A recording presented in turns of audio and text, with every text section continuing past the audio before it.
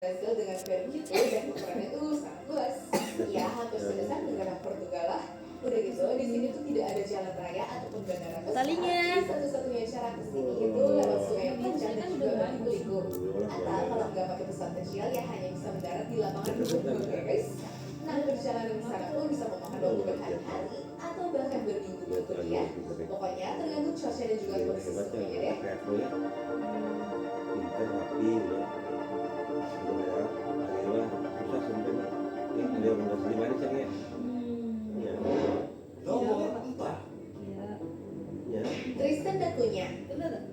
Pulau kecil ini adalah bagian dari wilayah Inggris, tapi jaraknya itu lebih dari 2.400 km dari daratan terdekat di Afrika dan hampir 3.000 km dari Amerika Selatan. Gak ada bandara di Tristan dan Cunha ya guys. Jadi satu-satunya cara untuk sampai ke sana itu adalah dengan naik kapal laut dari Afrika Selatan yang hanya berangkat beberapa kali dalam setahun dan juga perjalanan lautnya itu bisa memakan waktu sekitar 1 minggu. Selain akses yang super sulit, cuaca di sekitar Tristan dan Cunha ini juga buruk banget guys, dengan angin kencang, ombak besar, dan juga kabut tebal yang bisa bikin perjalanan laut menjadi berbahaya. Di pulau ini juga hanya ada satu desa kecil bernama Edinburgh of the Seven Seas dengan penduduk sekitar 250 orang aja ya.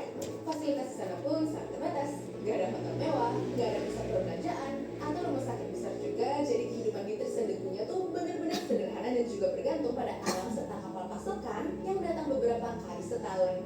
Gila banget kan? Apa itu apa ya kene saya kene cabutnya. Neng. Nah, ya neng itu mah. Kalau saya neng. Ya, kek. Nomor 3. The Infinity Portal. Beberapa tahun lalu, guru di California Timur sempat viral di media sosial gara-gara dianggap terlalu misterius dan juga terlalu futuristic. Lihat deh bentukannya, hitam pekat gitu kan? Bahkan awalnya banyak yang mengira kalau lokasi ini dipakai sama pihak militer Amerika untuk menjadi tempat latihan tembak teman-teman.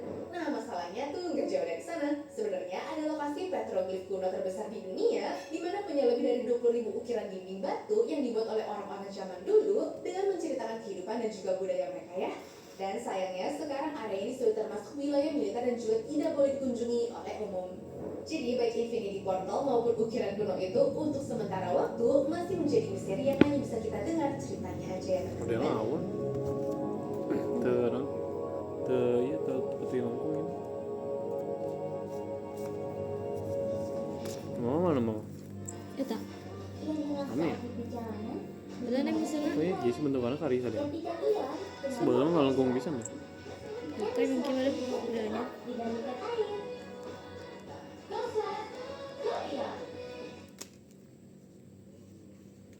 Oh, kenapa ya? Nomor 2. Gantar Plateau. Terletak di hutan, gunung yang satu ini ternyata masih perawan karena belum didaki sama manusia loh. Jadi dari sekian banyak gunung di dunia, gunung dengan ketinggian 7.570 meter di atas permukaan laut ini katanya selalu gagal ya didaki. Selain itu, pemerintah hutan pun melakukan pendakian ke gunung-gunung yang lebih tinggi dari 1.000 meter sejak tahun 2003 kemarin. Ini semua demi menghormati kepercayaan lokal yang menganggap kalau gunung ini tuh suci dan rumah bagi roh-roh para leluhur.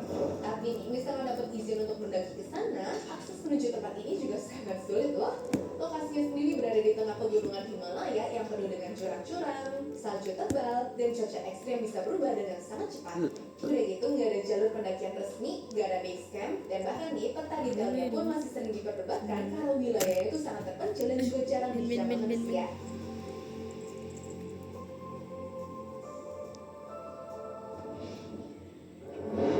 Nomor 1.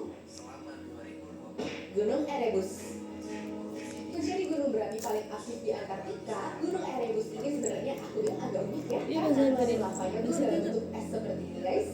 Gunung ini juga adalah gunung berapi aktif paling selatan di dunia dengan ketinggian sekitar 3.794 meter dan selalu dikelilingi oleh es tebal, badai salju, serta suhu yang bisa turun jauh di bawah 0 derajat Celcius ya teman-teman. Untuk sampai ke sana, kalian tuh harus menempuh perjalanan panjang lewat udara atau laut ke Antartika, lalu melanjutkan perjalanan dengan kendaraan khusus melintasi es yang sangat licin dan juga berbahaya.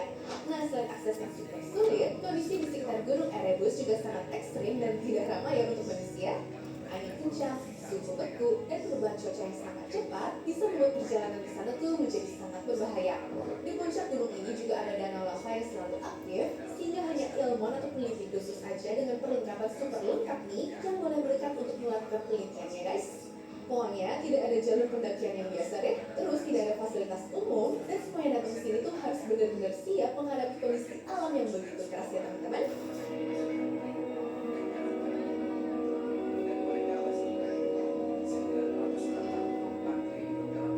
Anyways, cukup sampai sini ya guys video hari ini. Sampai jumpa di video selanjutnya. Dah.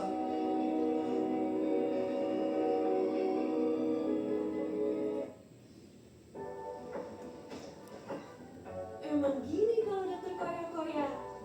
Indonesia. Wah, ini saya kira. Kok bisa pas sendiri? Iya dong. Ada juga yang gurih-gurih lagi. Iya, naik apa ini? Non. Hah?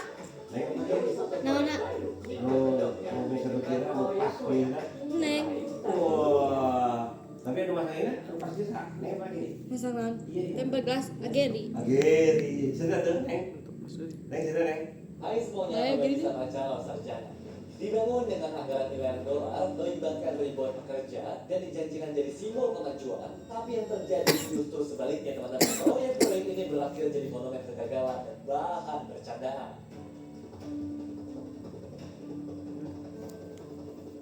Thank you.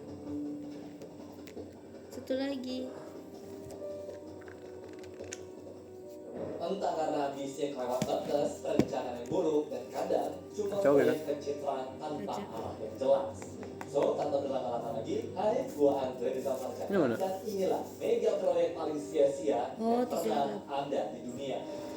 Gua memang nih. Nomor 10, Torre de David. Waktu pertama kali pemerintah Venezuela ngasih izin pembangunan gedung Torre de David, awalnya mah mereka tuh mikir bakal punya gedung pencakar langit tertinggi di dunia. Dia punya tinggi 170 meter dengan total 45 lantai guys. Setelah 4 tahun dibangun dari tahun 1990, pembangunannya malah dihentikan gara-gara negaranya mengalami krisis ekonomi dan juga bank. Akhirnya, gedung ini dibiarkanlah terbengkalai, tanpa listrik, air, jendela, dan bahkan dindingnya banyak yang belum jadi. Nah, karena di Caracas itu banyak orang yang nggak punya rumah, makanya mulai dari tahun 2007, ribuan keluarga pada masuk dan tinggal di menara ini. Ya guys, sedih banget deh beneran. Bangunan ini malah ditempati sama para tunawisma yang dengan kerennya mereka bisa ngebuat saluran air dan gas itu yang seadanya. Pokoknya untuk naik ke lantai atas, mereka bakal parking sepeda motor sampai lantai 10 dan sisanya naik tangga. Di dalam menaranya mereka juga buka warung gitu guys, salon sama bahkan klinik sederhana. Gila kan? Cuma di tahun 2015, pemerintah akhirnya mulai bertindak dan juga memindahkan mereka semua ke rumah baru karena penduduknya yang sudah mencapai 5.000 orang. Sampai sekarang gedung itu masih ada, namun di tahun 2018 lalu gedung ini mengalami kerusakan parah akibat Pak. dan karena gempa itu gedung ini Neng. miring sekitar 25 derajat. Iya. Bapak rusak ketika itu? Mana? Bapak rusak ya? Dirusakkan. Oh, kok rusak? Ya? Kan itu biasa. No, asalnya bapak rusak ya? Rusak. Hah? Rusak sami.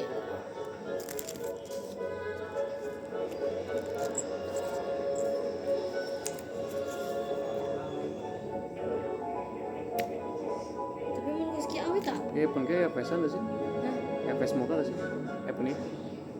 Face muka. Ah, iya. Unlock. Ayo, Pak. Ayo. Ayan. Tapi itu sedih sa. Sedih.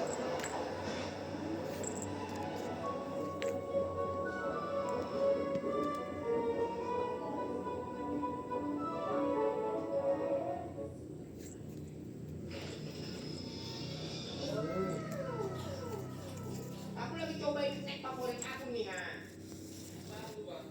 ini tuh tik-tik bawang, snack renyah dengan rasa bawang asli. Nah, kalau yang ini tik-tik sambal colek. Saus sambalnya pedas mantap. Snack dengan sambal colek yang tersedia di dalam kemasan. Nah, kalau yang ini favorit aku nih, tik-tik spicy garlic. Tik-tik snack bawang asli buatan terbaik putra putri Indonesia. Oh iya, tik-tik sudah di toko-toko terdekat atau di e-commerce officialnya yang tertop. Titik snack bawang asli. Nomor 9, Golden Fountain Activity Beach. Gedung pencakar langit menjulang hampir 800 meter ke langit ini gak ada satupun orang yang tinggal di dalamnya. Ya, ini adalah Golden Fountain Activity Beach di China sana yang memegang rekor sebagai gedung kosong tertinggi di dunia. Pada tahun 2008, di tengah semangat membangun kota modern dan juga elit, dimulailah proyek sebesar Golden Fountain 117 dengan total 128 lantai. Ada apa perlu dikata guys, rencana cuma bisa menjadi rencana. Namun tahun 2010, krisis keuangan global terjadi tuh, dan proyek ini pun akhirnya berhenti. Proyek yang harusnya selesai di tahun 2015 ini, namun nyatanya sampai hari ini masih belum beres juga. Dan banyak orang bilang, kalau sejak awal proyek ini memang terlalu mewah dan gak cocok untuk kota Tianjin, karena gak banyak orang kaya yang tahu tinggal di sana.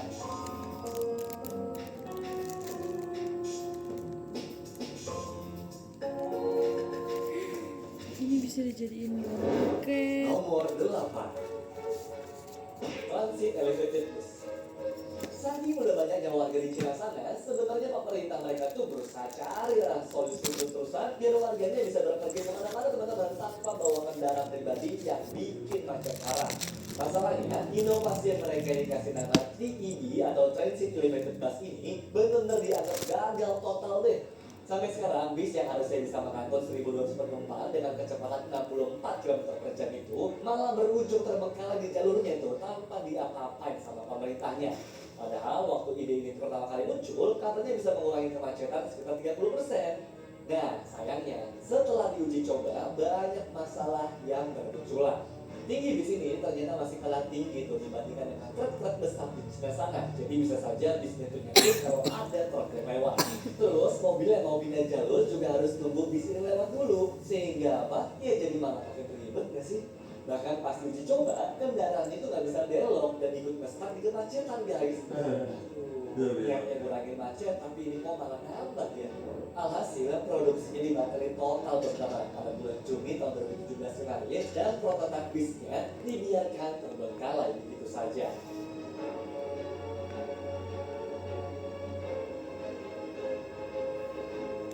Thank you.